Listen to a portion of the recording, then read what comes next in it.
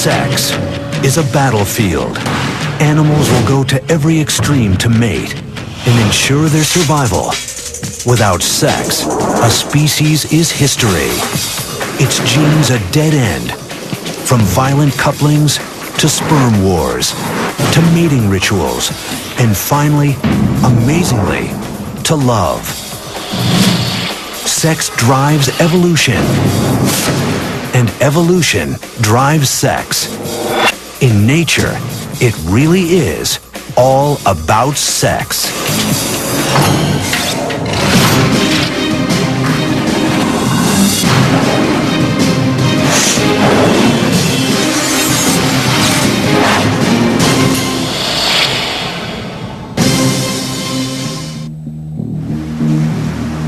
Just off the coast of Bimini Island in the Bahamas,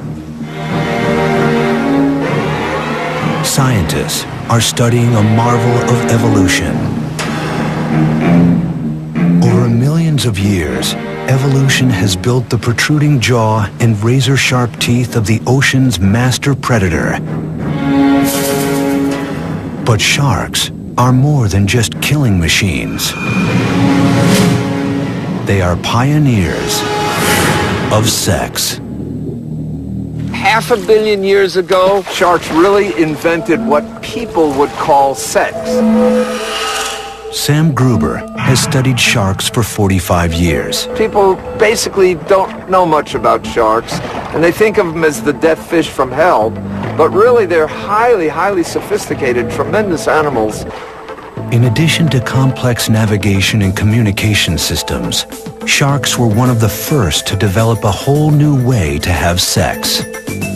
May not look like very much, but it represents a huge evolutionary leap in reproductive behavior.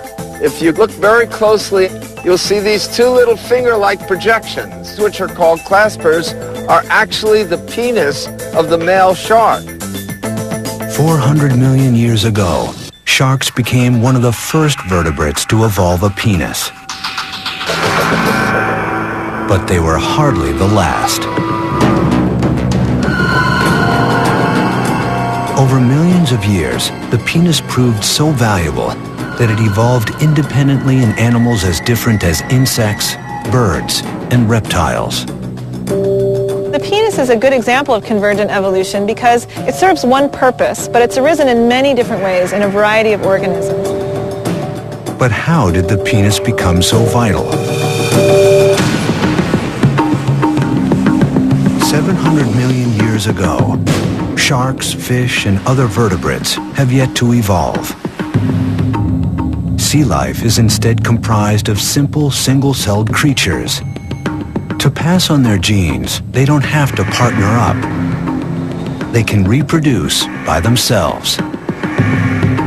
Reproduction before sex was all asexual. Asexual reproduction means that you just make copies of yourself and send them off into the environment. They have all of your genes and no one else's. Asexual reproduction does guarantee that 100% of an organism's genes are passed on. But on the evolutionary battlefield, this strategy has one serious flaw. When each and every creature shares the exact same genes, they also share the same genetic weak spots. Imagine that a virus shows up on the scene, and that virus attacks you if you have a very specific gene sequence in your DNA. Now, if everyone in your population has the same DNA, that means that that virus is going to wipe everyone out. But with sexual reproduction, the mixing and matching of genes increases the odds of at least some individuals living on. The secret to survival is sex. The first animals to adopt sexual reproduction emerged 600 million years ago. But the sex they practiced is not what humans might imagine. These passive creatures, relatives of modern coral, were tightly anchored to the sea floor. How can you mate when you can't move? Cast sperm and eggs on the waves and hope they meet. Each summer, billions of coral polyps simultaneously launch their reproductive cells into the current. Each coral releases both sperm and egg, but instead of combining with each other, they wait until they encounter the seeds of another coral. No one knows how they do it. This mass spawning is one of nature's most arresting spectacles. But it evolved as a matter of survival. Mass spawning by corals could be called a defense mechanism. Having all of the eggs and sperm released at the same time allows some of the offspring to survive even when there are predators around. You swamp the predators, you produce so many that they can't all be eaten by those predators at that point in time. For stationary animals, casting DNA into the ocean may have been the only way to sexually reproduce. But a new class of creatures was about to evolve, and sex would evolve with them.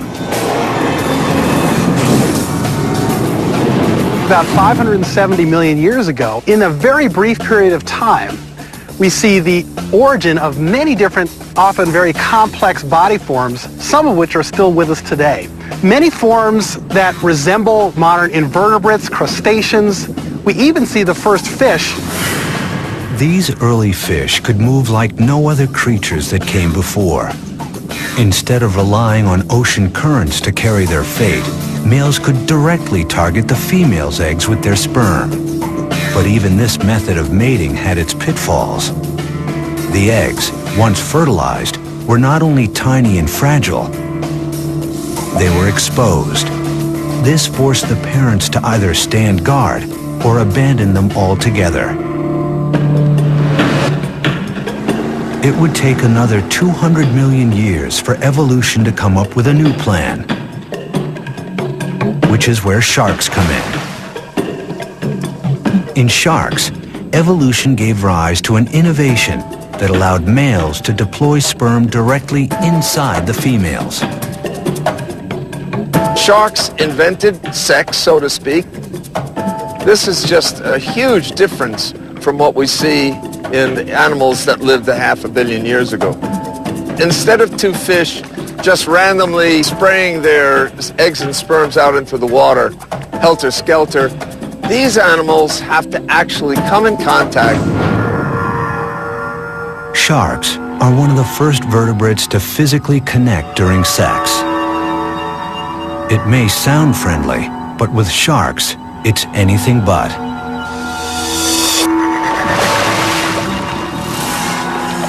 Cute guys, right?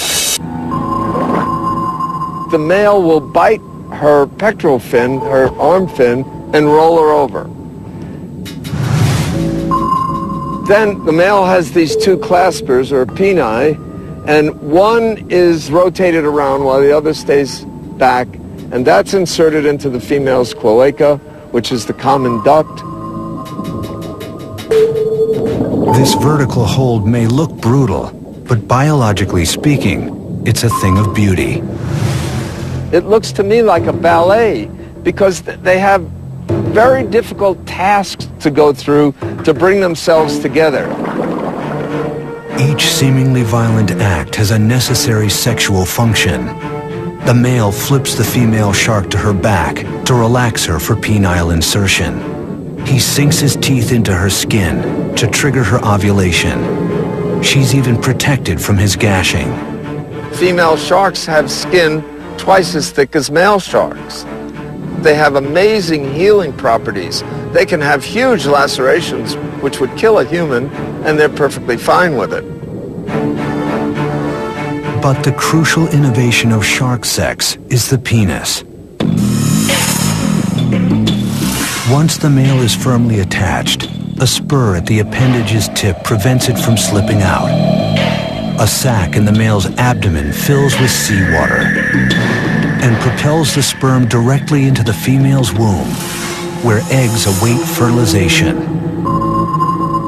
So not only did they invent copulation, but they also invented getting pregnant.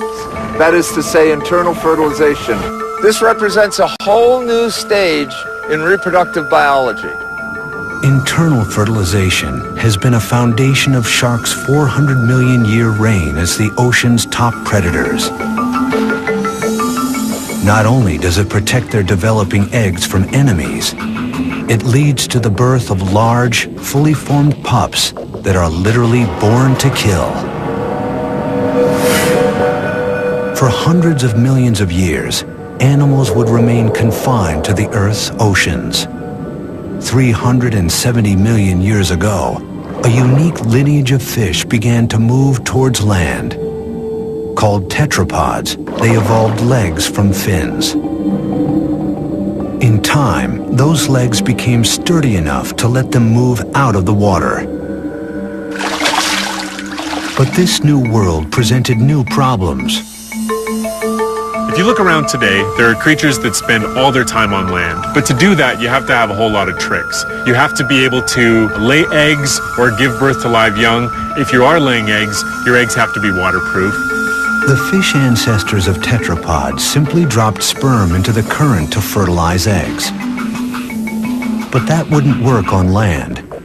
So one group of tetrapods, the ancestor of reptiles and mammals, successfully changed their method of reproduction.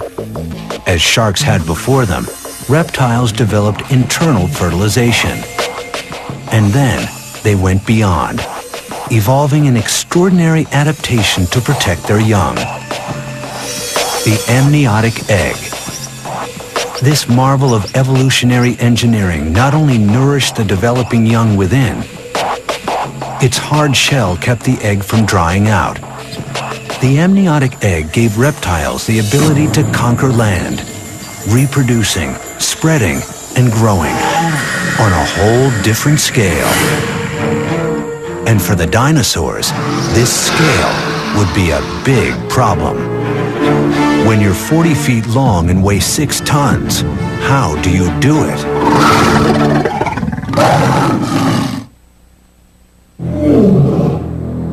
If you can't mate, if you can't pass on your genes, your evolutionary history. But what happens if your own size gets in the way of mating? Some dinosaurs evolved to be the biggest animals ever to live on land.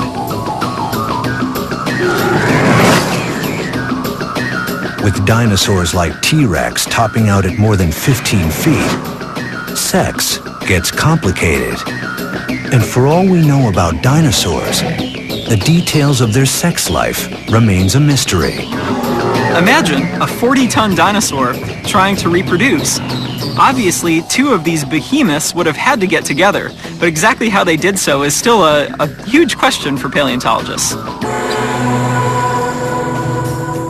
Fossilized eggs are clear evidence that dinosaurs had intercourse and reproduced through internal fertilization like birds today. And the bones of dinosaurs are littered across all 7 continents. Testament to creatures that dominated the Earth for 160 million years. Clearly, these enormous animals must have evolved an extremely successful method of mating. Paleontologist Ken Carpenter has puzzled for years over the mystery of dinosaur reproduction. It's a whole process of trying to understand what dinosaurs were like as living animals. They had to have been able to reproduce in order to be so successful for over 200 million years. How did the males and females get together? What made Carpenter's investigation difficult was that all he had was bones. No reproductive organs have survived the fossil record. To discover what dinosaur sex might have been like, Carpenter turned to a creative mix of comparative anatomy, physics, and deduction, starting with the dinosaur's reptile cousin, the crocodile. Male crocodiles have unique sex organs, not like the claspers of the shark, but not a penis as we humans know it either. Unlike humans, dogs, cats, they don't have this very long organ that sticks out all the time. It's actually a much smaller organ that's kept inside the body. Most of the time, the male's genitalia is kept inside a slit on his underbelly called the cloaca. During sex, however, muscles inside the cloaca contract, averting the animal's penis. Just 3 inches long in the 12-foot crocodile, the male must insert this tool into the female's cloaca to deposit his sperm. For creatures the size of dinosaurs, that would be like trying to stick a key in a lock by moving the whole building. Was it possible? To find the answer to that question, Carpenter turned to another present-day creature, one that shares the dinosaur's problem of how to fertilize an internal egg, despite its enormous size. The elephant. To reproduce, the male elephant rears up and leans on the female. But doing so puts a huge amount of weight on her back. Over time, this pressure causes permanent damage, creating small fractures in the female's backbones. If dinosaur sex took the same form, Carpenter should find similar fractures in their fossils. This vertebrae here comes from a duck-billed dinosaur. Possibly this breakage was due to the male climbing on top of a female during sex. Well, maybe, but we'd have to know what gender this vertebrae is. And if it's a male, it would mean one male trying to mate with another male. Maybe that's why dinosaurs became extinct. I don't know. But the elephant-like rear mount posed a more fundamental problem. The male would have climbed up, put his weight on her back. Could her bones have supported it? Elephants weigh up to 7 tons. But some dinosaurs weighed as much as 25 tons. Carpenter calculated the bone strength needed to withstand that much force and concluded that it was too much. The elephant way was out. Undeterred, Carpenter retraced his steps to crocodiles and alligators, creatures with a mating style that avoids load-bearing altogether. They've got the water to suspend them. It's almost like being in space. The male and females can basically rotate together. The male can stick his penis into the female's cloaca and interject sperm. So could dinosaurs have had sex underwater? Carpenter consulted the charts. There were no huge bodies of water, except in a very few places, which would mean then that dinosaurs would have to traipse for sometimes literally thousands of miles in order to have sex. That's an awful lot of work just for sex. Another dead end. Birds were next. They are the direct descendants of dinosaurs, and they lay eggs like dinosaurs. Could they copulate the same way? Birds do it basically as a bunch of quickies, mostly because they're trying to fly at the same time as they're trying to reproduce. The males will be fluttering their arms as they're trying to get up against the female. Birds' quick transfer of sperm, known as a cloacal kiss, would have its advantages for creatures as large as dinosaurs. But again, there are problems. Most dinosaurs don't have wings. And just as importantly, how could they do it with their massive armor in the way? The dinosaur's bony tail is heavy and rigid and not easily moved. The normal procedures of comparative anatomy had left Carpenter with a trail of false leads. Racking his brain for any idea that might work, Carpenter found one right at his feet: the household cat. And while cats are no more like dinosaurs than dogs are like lizards, Carpenter believes the cat's way would work for T-Rex. If the female lowers herself much like a cat, raises her rear end up, the tail would certainly go up in the air and would expose her sex organ to the male. And the male can then climb up there and grab her on her neck, and then they can go at it. In the feline position, with the female's head lowered and tail lifted, the problem of the male's enormous weight would be lifted off the female's back. At the same time, the position would allow easy access for the male. Carpenter's theory is the first to offer a workable answer to the mystery of dinosaur sex. and the first to explain how dinosaurs were able to reproduce their way into history as the unrivaled rulers of Earth for 160 million years. Dinosaurs were the largest animals to mate on land. Insects are some of the smallest. And in their tiny world, sex is a war story that's been going on for millions of years, with its own villains and heroes. You know, when it comes to looking at reproductive biology, you've got to say that cockroaches are a superstar.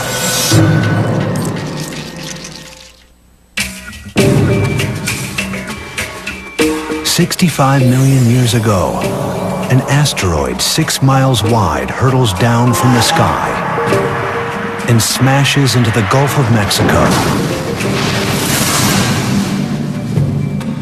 The impact signals the end of the dinosaur age. Their extinction claims half of all species, turning the Earth into a wasteland. But insects endure. How insects outsurvived so many other animals is still a mystery. Some scientists believe the asteroid's impact caused a temperature shift that put insects into hibernation. When they re-emerged, they flourished, developing new ways to reproduce at staggering rates. But in the insect world, sex is more than just reproducing. It's a battle of the sexes, a war over sperm. Sperm competition has been extremely important in the evolution and diversification of insects. Males are, of course, competing to make sure their sperm makes it into the female reproductive tract. At the same time, females are able to manipulate which sperm make it to successfully fertilize the egg. The female seeks multiple sexual partners, giving her offspring a diverse genetic portfolio and a greater chance at survival. But the male seeks to father all the offspring. The more paternity, the better the chances for his genes. What the male wants and the female needs are in conflict, and has spawned an evolutionary arms race, stretching the limits of evolution. A far cry from the shark's simple clasper, insects have evolved the widest variety of penis shapes on the planet. In one of the most shocking, the male damselfly's penis has sharp horns at the tip and spiky thorns down the side. If it looks like a scrub brush, there's a reason. The male uses his tool to scrape out the sperm of his rivals before depositing his own. This technique removes more than 90% of the existing sperm, virtually guaranteeing the offspring will be his. And the males of other insect species take even greater pains to guarantee a return on their deposit. There's a great strategy that some insects and also some mammals have come up with, which is called a copulatory plug. And after a male mates with a female, some of the semen hardens and becomes a plug, and it prevents other males from being able to mate with the female. It's a pretty good strategy. But honeybees take it a step further. Not just using a plug, they are the plug.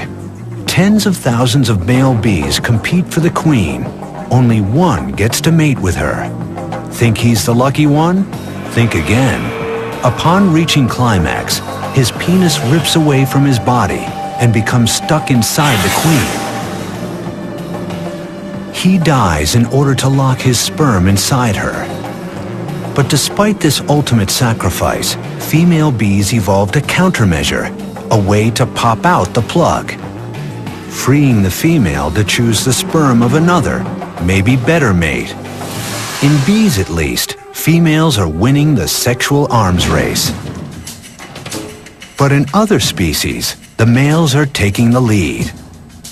In stick insects, males have gone beyond the removable plug, evolving into living chastity belts. They attach to their mates for weeks to prevent any other male from fertilizing her eggs. And the male love bug takes this strategy a radical step further. Once he locks his sex organ inside his partner's, he throws away the key. The male's commitment to the act is total. Once joined, he spends the rest of his life in the act of copulation.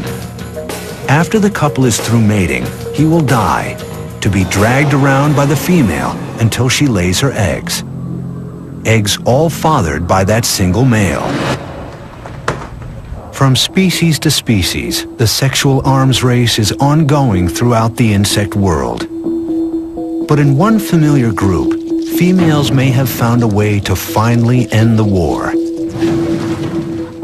Entomologist Ron Harrison heads up the cockroach extermination lab at the Orkin Training Center in Atlanta. To come up with ways to kill these ultimate survivors, Harrison spends his days studying the species most commonly found in homes. 95% of all cockroach problems in urban situations are German cockroaches. They're very quick in their reproductive abilities, and therefore that helps them become resistant to products that we actually use to try to get rid of them. Evolution has provided cockroaches a host of traits that make them almost impossible to eliminate. They can live a month without food and last hours without oxygen. But most critical to their survival is their speed of reproduction, a quality that might indicate that cockroaches have sex all the time, except they don't. Once a female has had sex and has that sperm, she's able there to hold it and then fertilize as she needs, rather than have to have sex again. Because of this one adaptation, the female needs to mate only once to remain pregnant for the rest of her life. Her one act of sex can yield hundreds of thousands of offspring, a remarkable ratio. This benefits the female in more ways than one. Mating in itself is costly. The more a female mates, the lower her probability of survival. Perhaps because there's some damage that occurs, they might be at risk of predation, and there's even some seminal fluids that carry toxins that decrease female survival. After her one act of sex, the female carries fertilized eggs with her throughout her entire life. So every female in the colony has the potential to become a colony herself. In pest control, what's really scary to us then is if you happen to have a German cockroach in the cuff of your pants or in your pocket or in a box that comes from the grocery store and it happens to be a pregnant female, that's all that's needed to get an entire population going. This adaptation has given the species the ultimate survival advantage. When you look at the whole evolution of animals, these started out 400 million years ago and are continuing to be very successful. You know, when it comes to looking at reproductive biology, you've got to say that cockroaches are a superstar. The battle of the sexes has made cockroaches, together with the rest of the insects, the most diverse group of animals on Earth. The drive to reproduce shapes not only insect life, but mammals as well, including us. Everywhere in the natural world, sex gets everyone bent out of shape.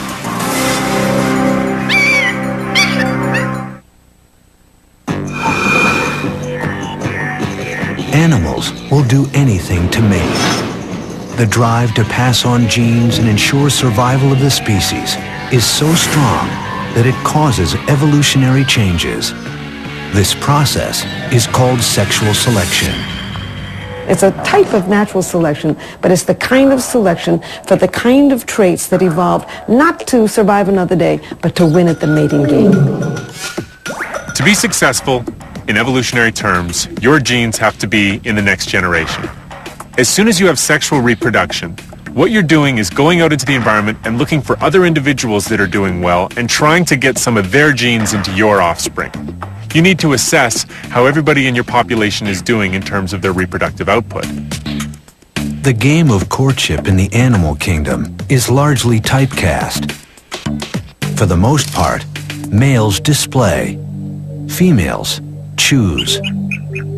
There's not an animal on this planet in the wild that will copulate with anybody. They all have favorites. Too old, too young, too scruffy, too stupid acting, and they won't do it. And for good reason, because an animal only has a few chances to pass their DNA on into tomorrow. And so they want to do it with the kind of individual that will really enable them to survive.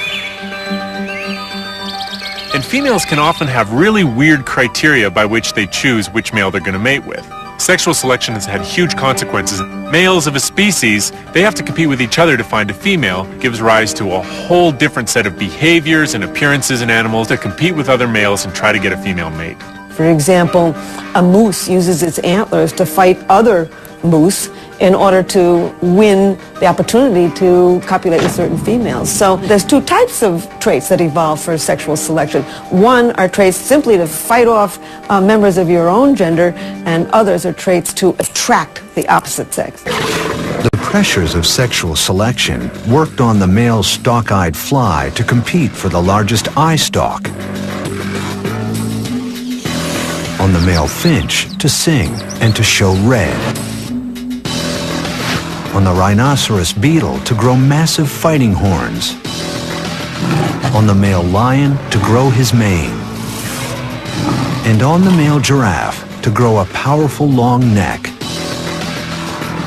Some forms of sexual selection can actually drive species extinct because the traits that females prefer are so elaborate that they actually get in the way of day-to-day lives of males. Take the case of the Irish elk, the ancient cousin of Europe's fallow deer. Females really liked big antlers, and so over time, males with large antlers were selected over males with smaller antlers. Over progressive generations, the average size of antlers in the population got bigger and bigger and bigger and bigger. Eventually, the antlers got so big that they were at the very limit of what an animal can sustain and still survive in its environment. And ultimately, the Irish elk went extinct, and a lot of people think that it went extinct because its antlers were just too big. But even after the rams have butt heads and the mating has begun, in some species, the female has more work to do to be sure the goods are delivered. The female or the male approach each other, then the male mounts the female. After 1-2 seconds, the female starts calling. German primatologist Donna Pfefferle works with a unique group of wild macaques who live atop the Rock of Gibraltar. She came here to investigate the mystery of why female macaques cry out so loudly during sex. Over 2 mating seasons, she recorded the macaques, focusing on the frequency and intensity of the female's cries. She then looked for differences between the females who made noise and the females who didn't. What she found was extraordinary. Far more of the noisy females became pregnant. The earlier, the faster, and with the higher peak frequencies the female calls, the more likely the male is to ejaculate.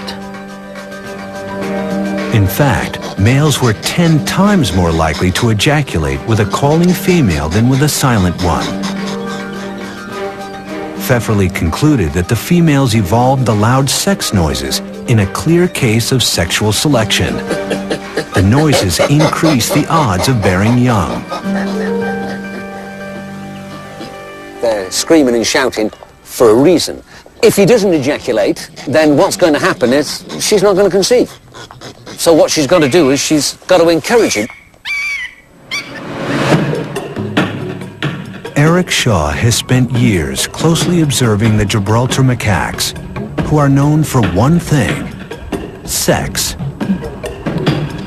They have sex on average once an hour, and they have evolved to use it for social purposes. Kevin. No, but we've got free-ranging primates here that we know have been here for 300 years. I know, stop panicking. There's a lot of questions that they can answer for us, be it a question of how to feed them, or be it a question of sex. For these primates, sex is part of how the community communicates and bonds.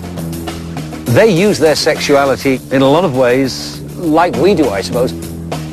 You had a male and a female here, and he threatened her because you're a little bit too close to my food.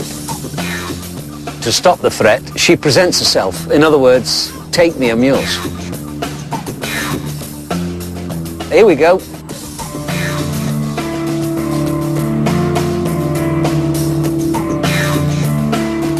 That was sheer, total submission and passiveness. She presented herself, I'm not a threat. He decided to go all the way this time and accept her submission. And now there's peace in the world. The macaque community needs order to keep their elaborate social network intact. There are little families within families, you know, one female will have 5 children over here, another will have 4 over there, but they need this protection, they need this cohesion, they need to move as a troop. With primates like macaques, sex moves beyond its primary function and is put to many different uses. The scientists call these behaviors sexual currency. Primates have developed sexual reproduction to an elaborate art. No longer is it just a physical coming together with no consequences other than reproduction. Now it's the fulcrum of many different aspects of primate societies. A lot of the primates will exchange food for sex, express power with their sexuality, express friendship with their sexuality. Sex is a very powerful exchange mechanism. The mix of sex for reproduction and social purposes evolved by primates like the macaque set the stage for the human sexuality that was to come. Humans would add one more most unusual layer to the evolution of sex. Human beings began to emerge as distinct from our primate cousins just a few million years ago. When our ancestors came down out of the trees and began to stand up on 2 feet instead of 4, they also changed some of their sexual anatomy. Helen Fisher studies the evolution of human sex. The female vaginal canal is no longer tipped backwards the way it is among chimpanzees. It evolved to move somewhat forward, probably for easier access during the missionary position. As the female's anatomy changed, so did the male's. The penis had to reach deeper into the female's body, so it evolved to become significantly larger. Today, humans have the biggest penis of any primate and the most highly developed brain. I think that human beings made their biggest leap in terms of sexuality with the evolution of the brain. Over time, the human brain grew large, so large that its hard skull became a threat to successful reproduction. At some point during human evolution, we began to not only to stand up on 2 feet instead of 4, but the brain got to be too large for the birth canal. At that point, women began to have to bear their babies sooner so that they could get out of the birth canal. No one knows how long the first human mothers carried their young. But we do know that today, a 21-month pregnancy would be necessary for a human baby to be born as fully developed as a newborn chimp. With every human born essentially premature, family bonds became a necessity for survival of the species. And that necessity, argues Fisher, explains the mystery of love. As we evolved babies that would have a very long childhood and even adolescence, we began to need to sustain a partnership with somebody long term. And thus we see the evolution of these romantic love and deep attachment to a partner. Fisher studies the specific areas of the brain involved in sex and love. Inside an MRI machine, subjects are directed to think about their lover by looking at his or her photograph. As they do, their MRI lights up with regions of intense activity. An entire brain system devoted to love. By 2 million years ago, we began to build this very large cortex. And then suddenly, sex and mind became interconnected. These brain systems for the sex drive and for romantic love are woven deep into primitive parts of the human brain. Humans forever changed sex with the evolution of love.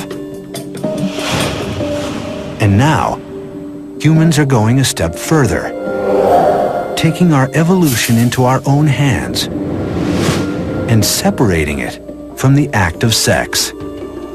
Sex has become futuristic. There's all kinds of ways now to basically bypass sex. We can clone individuals in a petri dish. There's all sorts of ways to fertilize individuals without engaging in intercourse. What is occurring today is that biology is beginning to manipulate those processes to alter its own self and to take control of its own future evolution. So it's becoming a very conscious thing, and 100 years, 200 years from now as we move forward, the process of human evolution is going to be directed by human choice. Gregory Stock is a biophysicist and the author of a book entitled Redesigning Humans. He is an advocate of human genetic engineering. And I could see a time when it's viewed as just kind of careless to conceive of children by the old ways, where it's just some random meeting of egg and sperm. How could you be so careless about something as important as a child? Stock believes the logical first step will be genetic screening, a process in which couples will be able to bring their sperm and egg together in the lab to generate multiple embryos. Then pick the one with the most desirable traits. So I think it'll be the parents will make choices about their children that are a little bit different from themselves, but really resonate with their own personalities.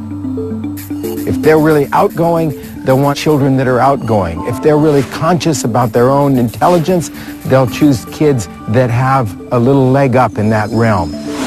If they're really athletic, they're going to want an athlete. And I see an enormous diversity as we go out into the future.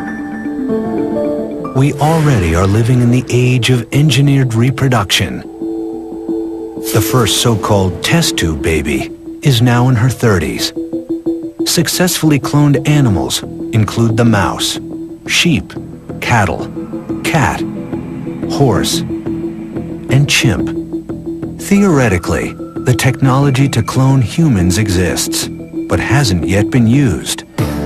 For Stock, a future of engineered humanity would simply be a new phase in evolution, consciousness having evolved to the point where it can chart its own future. As you begin to have meaningful choices, things that can be done that people consider to be of value, for instance, a genetic screening so that you can be absolutely certain that your child is going to be very, very healthy, then I think you're going to get these technologies used in a very, very broad fashion. Natural selection has made some bad choices in the past. An awful lot of people have very bad backs. They've got bad shoulders. They pull out various parts of the body because it's not yet perfectly evolved. And if we could make some changes in selection so that we get rid of genetic diseases, it would be an improvement. As humans move to take the reins of their own reproductive evolution, a vital debate has begun. Genetic engineering in humans is a very risky activity. The problem is that by introducing variation, we might not know what all the consequences will be. We may insert a gene that we think causes one effect, but in fact it will cause other effects and disrupt the normal functioning of our chromosomes. Of course there are going to be problems. There are always problems with using technology, especially potent technology. But that doesn't mean we shouldn't go there. It's going to be a very messy, a very chaotic, a very unpredictable process. And to me, it's just the next stage of evolution.